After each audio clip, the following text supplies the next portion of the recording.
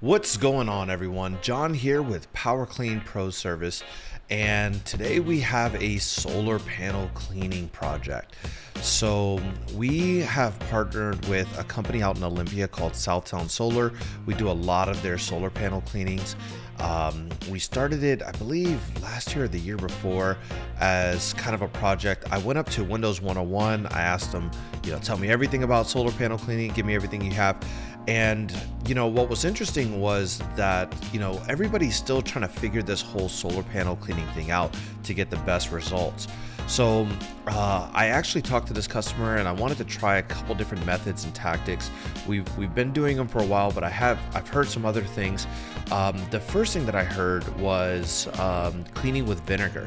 So here in the Northwest, we get a lot of moss, and there's a lot of organics that grow on these solar panels and under the solar panels. So I'm trying to do everything I can do to not damage the solar panels, prolong the life of them, make sure that they're going to last as long as possible.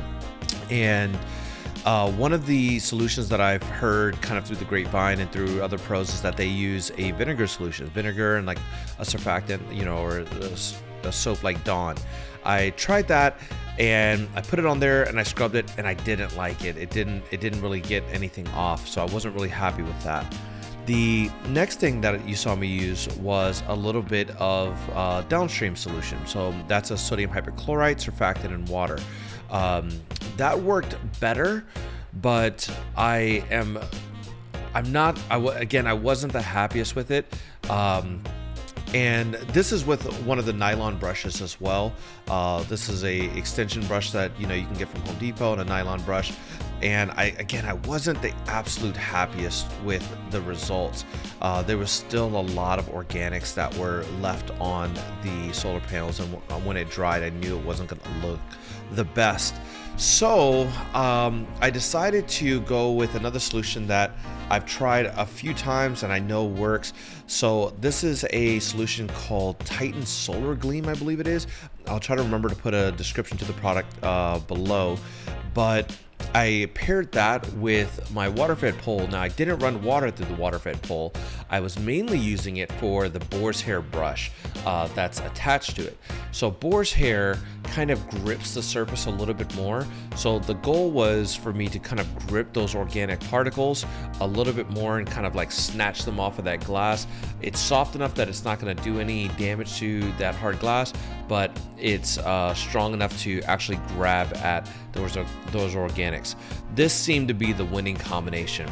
I was able to use this water-fed pole to extend all the way to the top, no problem, because it has, multiple telescoping levels.